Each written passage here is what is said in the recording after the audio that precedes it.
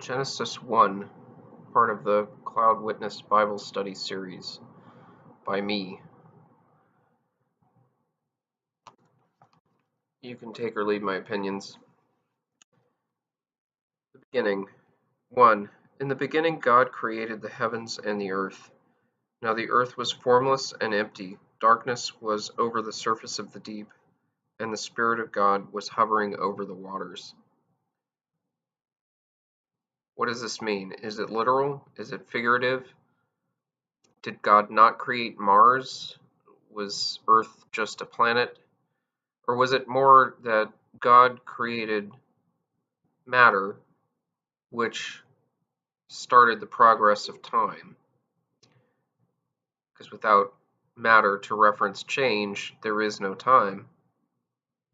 And as matter moves relative to itself, then time can be measured. So maybe that's what it's talking about. But who knows? And God said, "Let there be light," and there was light. God saw that the light was good, and he separated the light from the darkness. God called the light day, and the darkness he called night. And there was evening, and there was morning, the first day. So, a day, as we understand it, is the rotation of the earth so that the sun appears to go through the sky in a full circle. So, that ends up being measured as a period of time that we understand as 24 hours, 86,400 seconds. But all that is relative to, that is defined by our planet and how fast it rotates and where the sun is and so on and so forth. So to say that time did not exist before a day existed doesn't make any sense, because a day is only where the Earth is. On Mars, a day is a different length of time. In other solar systems and planets, days are different lengths of time. What we understand as a day is the nature of the Earth.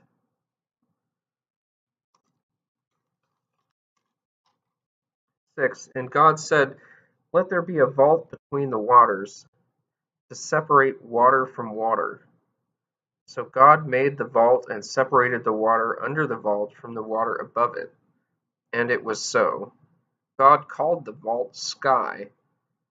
And there was evening and there was morning, the second day. I have no idea what this means.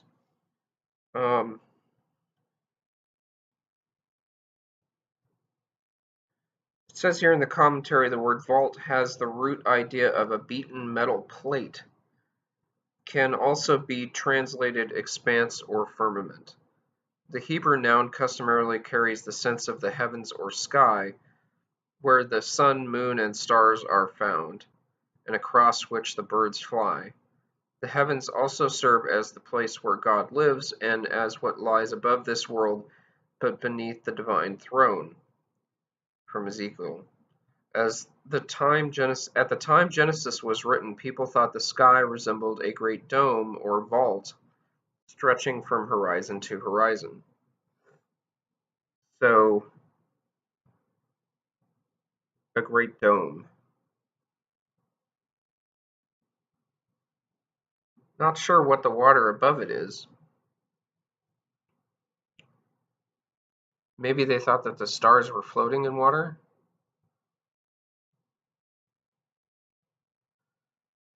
And God said, "Let the water under the sky be gathered to one place, and let the dry ground appear." And it was so. God called the dry ground land, and the gathered waters he called seas, and God saw that it was good. Then God said, "Let the land produce vegetation, seed-bearing plants and trees on the land that bear fruit with seed in it according to their various kinds." And it was so. The land produced vegetation, plants bearing seed according to their kinds, and trees bearing fruit with seed in it according to their kinds. And God saw that it was good. And there was evening and there was morning, the third day. I don't think that God is lying to us by burying dinosaur bones in the rock. I think the reality is that it took a long time to get here. And while I think that the Creator created, set things in motion, why on earth? And we can say this because supposedly we're made in His image. Why on earth would anybody want to sit there manipulating every last detail? You wouldn't do that. You'd create a program and, with some randomness and variation and evolution and change and fluctuation and flourishing and dying and birth and death and all that. You'd create that and start it running and then leave it for a while to grow. To say that God has just had to deal with every detail, I think is ridiculous. I mean, why would He want to? Could He? Well, I wouldn't place limits, but God, that would be so boring. And to say that He's trying to trick us with dinosaur bones, or like the devil put the dinosaur bones there, it's all just so ridiculous. I don't even want to talk about it. But what's happening here is that order, it's a story about order forming from nothing, about nothing becoming chaos, life, and then order being order emerging from that, which is, I think, a perfectly great analogy for what actually happens when you observe things in greater detail in the world, in the natural kingdom. As for the days, what does that mean? I don't know. Phase? Day? A day is a phase? And God said, "Let there be lights in the vault of the sky to separate the day from the night, and let them serve as signs to mark sacred times and days and years. And let them be lights in the vault of the sky to give light on the earth." And it was so. God made two great lights, the greater light to govern the day and the lesser to govern the night. He also made the stars. God set them in the vault of the sky to give light on the earth, to govern the day and the night, and to separate light from darkness. And God saw that it was good. And there was evening and there was morning, the fourth day. Now, what I take from a lot of the Bible, and having seen evidence of God's existence in the world, and power and will, which most people wouldn't believe even if they profess to be Christian. What I take from this is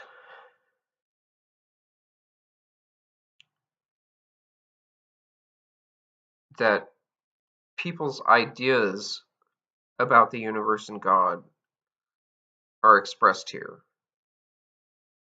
and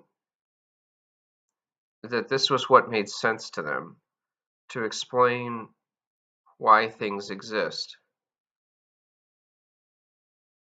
And why isn't that valuable?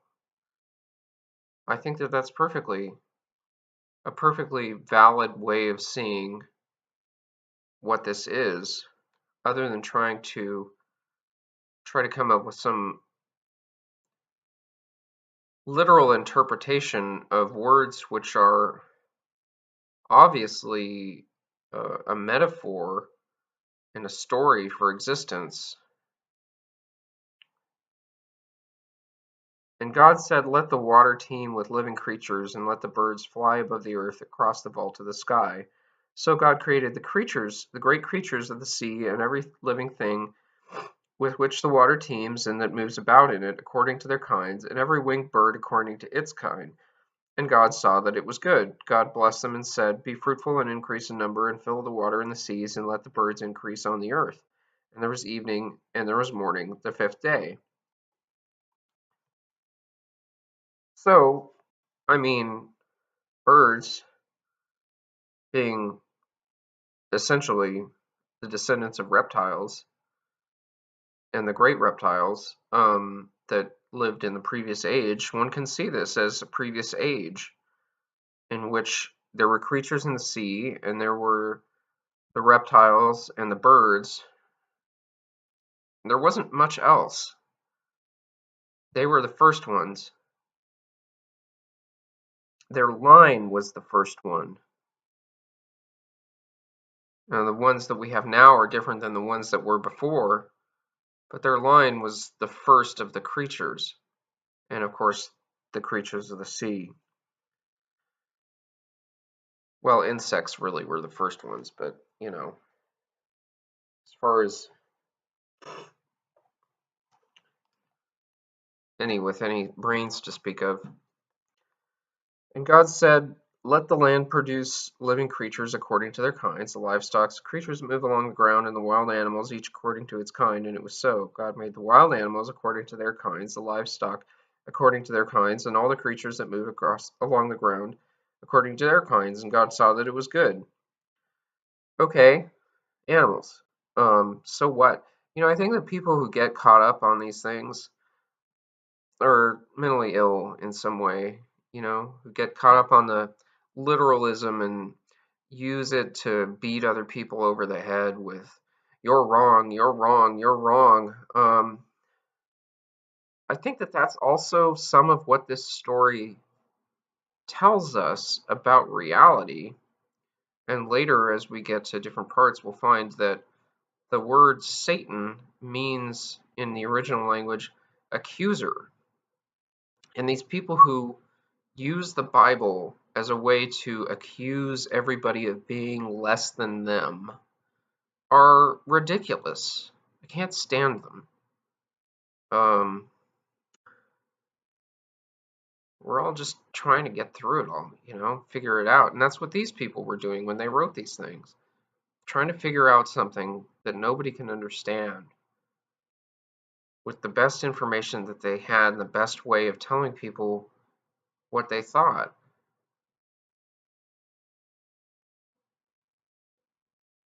Then God said, Let us make mankind in our image and our likeness, so that they may rule over the fish in the sea and the birds in the sky, over the livestock and all the wild animals, and over all the creatures that move along the ground. So God created mankind in his own image, and the image of God he created him. Male and female he created them. God blessed them and said to them, Be fruitful and increase in number, fill the earth and subdue it. Rule over the fish in the sea and the birds in the sky, and over every other living creature that moves on the ground.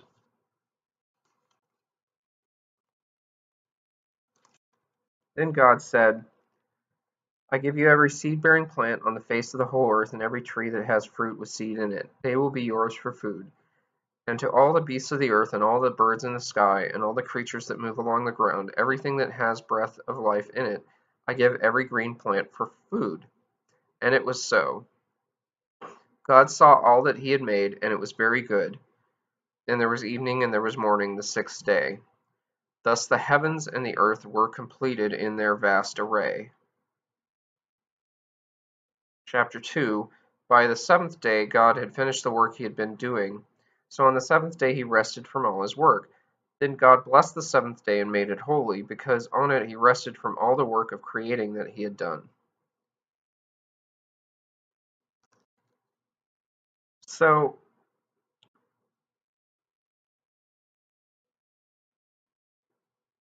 in the first chapter, the first story, which concludes there with the first 3 verses of chapter 2, and yes, I do think that multiple stories were edited into these books, written down at some point, and then collected together.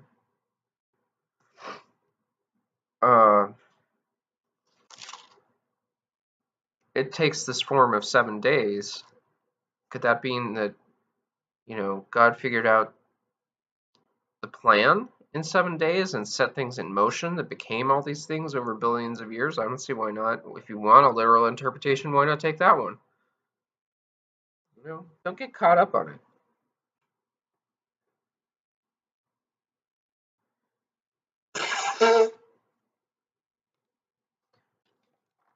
And the other thing that you see here is that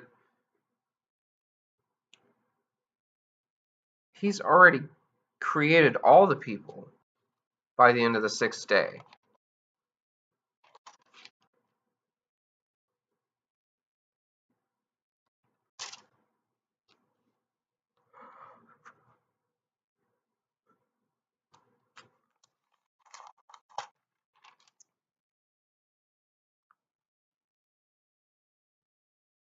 It's categorical. He said male and female, he created them.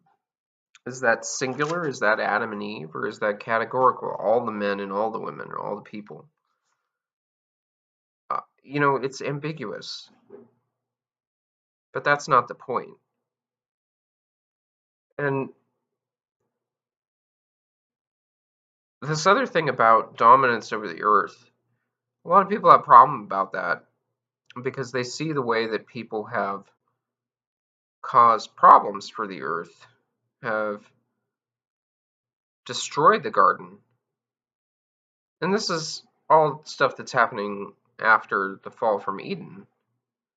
The point of the story is not that we have some divine right to mastery over the earth now.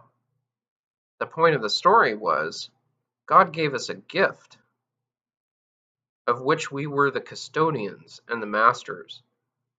And we screwed it up. And not only that, humans screwed it up quick, like in the first week. And after that, it was kind of all downhill. So can we still claim divine mastery of the earth? I mean, certainly the effects are that, this thing here and this thing here can do a lot of damage. But can we still claim that we have this divine right, even though that right was given in the beginning? And then the rest of this story in Genesis goes on to say how we screwed it up. And then how God said, no, you don't get this anymore. You're on your own. And that's different than saying that we have a right to pillage the earth and burn the forests and rip everything down and, rip all the trees down to wipe our butts and fill up the land with plastic and garbage and pollute the seas and destroy these creatures of the earth and all the plants and all these extinctions going on every day, all of these horror stories that we hear about. This doesn't give us the right to do that. And people who look to the Bible for some kind of rationalization or excuse to be that irresponsible with the only planet that we have that can easily sustain life, that's just terrible. God gave us a great gift, says the story. And what do we do with that gift? We trashed it. We abandoned our responsibility to it. And that's different than saying that God gave us a gift so we had a right to destroy it and shove it in God's face and say, here, look what we've done. We ruined it for you. That's not what he's saying. That's not what the story is saying. Now, there is a more long-term way of looking at it where part of what we're doing right now is figuring out how do we get off this rock and go to other places in the universe, a very, very, very large universe with lots of other places to go to, which may not have any life at all. So far, we haven't found any.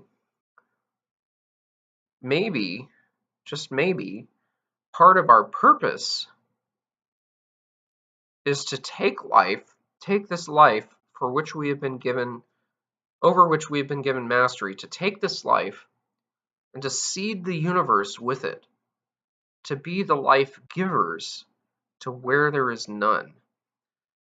And that's a message that's different than what many people take from this in the name of Christianity as an excuse to destroy and pillage and dominate and accuse and plunder and exploit. The message that it gives us is that we've been given a great gift and we've been given a great purpose. And this is something that I'll comment on at various points, is this idea of dying and then going back to some remote heaven in which everything is perfect and we live in some kind of blissful cloud and playing the harps of the angels and everything is fine and we never have any more trouble. That's not the point.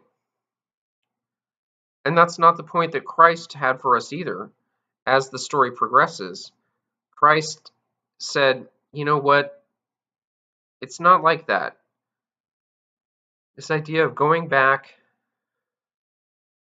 to some heaven isn't the point of existence. The point of existence is to go from heaven into the darkness and to take light with you and to put your lamp on its stand and light up the darkness, to create life where there is none. We are made in God's image. God created life where there is none. That's also our job, to replenish the earth, and to replenish the earth in the sense of the firmament, to replenish the skies. Because it turns out up there in the real sky, not heaven, in the sense that Jesus had, kingdom of heaven is within you, some kind of other dimension or something, but the actual, just that direction in physical space, it's really dead up there. There's nothing going on. Dead rocks, cold, horrible gases, terrible heat, terrible freezing cold, ice, lots of materials, but no apparent life out there at all. It's pretty dead out there, other than this little rock that we got right now. So, in the same sense of being a cosmic mission of going from heaven into existence and time and space and creating life and bringing the light of God to the darkness, we also have a physical purpose, I believe, of taking life from this place and bringing it to other places where there is none. There's no life out there. Let's create some. And isn't that such a great responsibility and a gift beyond imagining, that we could have that purpose for our existence? I think that's pretty neat. I think that's a neat way of looking at it. But yeah, this notion that everything is just there for our disposal to consume and destroy is completely ridiculous, totally irresponsible, absolutely sacrilegious. And anybody who thinks that really ought to start to look at your own soul.